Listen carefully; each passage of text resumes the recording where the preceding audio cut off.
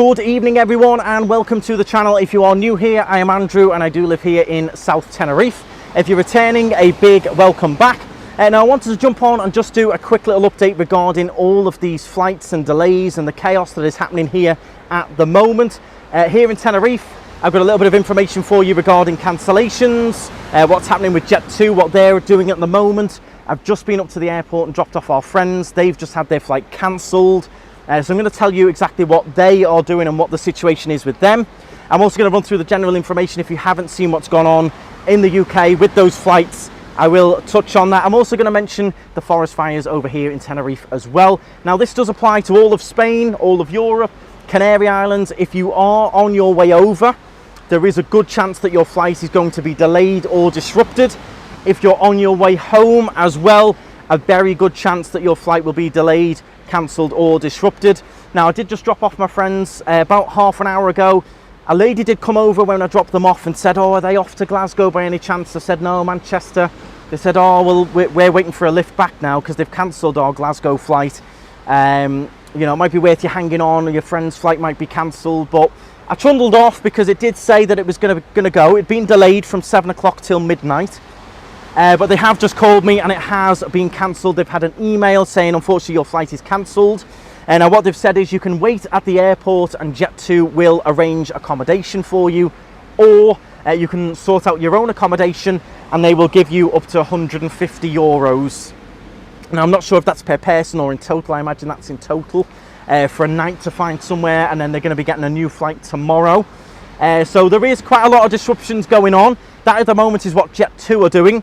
Now, if any of your flights are cancelled with any airline, you are entitled to either a full refund or you can ask that airline to get you on the next available flight. That next available flight can be a rival airline as well. So for example, if Easyjet cancel your flight, you can say to Easyjet, get me on the next available flight back to Manchester, and it can be with Jet2, it can be with Ryanair. You can ask them to do that, or you can get your refund. Again, those airlines, a lot of them, as if they're package holidays, the likes of Jet2, they will sort you out with accommodation. Now, a lot of people are asking me, will I get compensation for all of this? I'm delayed, you know, from 6 hours, 10 hours, 12 hours. Unfortunately, with what has gone on, so it has been a major technical glitch with the air traffic control across the UK.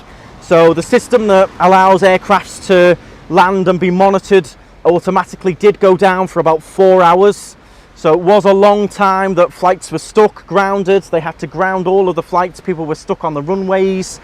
People were stuck in the airports. People just had their flights cancelled.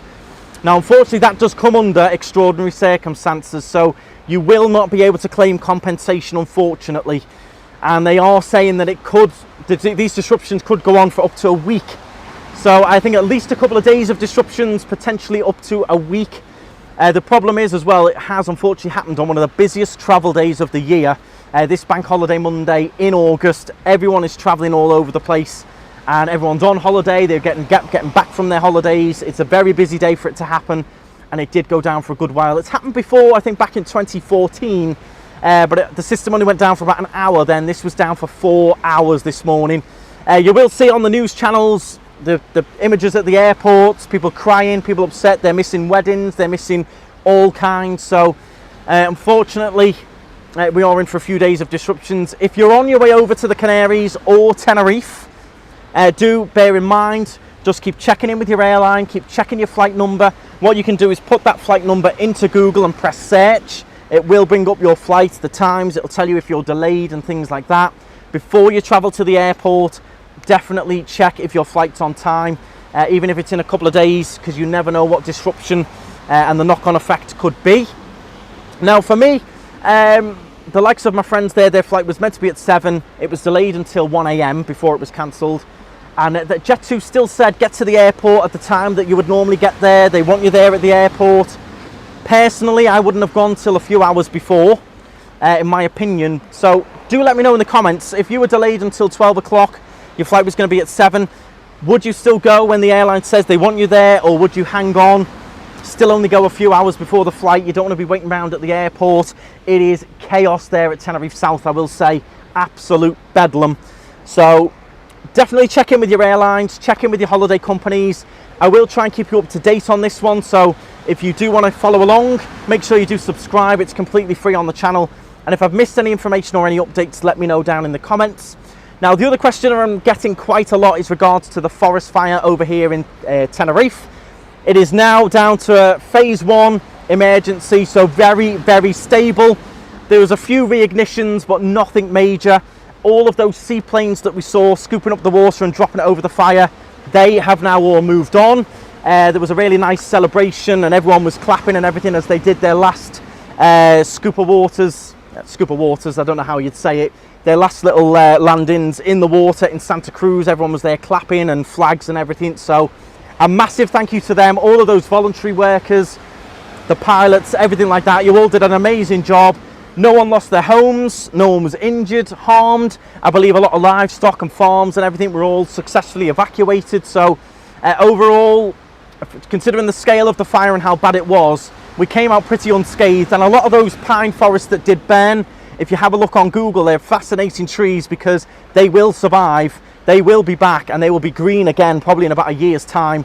They come right back. They can survive some extreme temperatures, those pine forests. So although they're burnt to a crisp, those trees won't be dead and they will be back. That's going to be it from me. Thank you very much for watching. I hope that does help you out.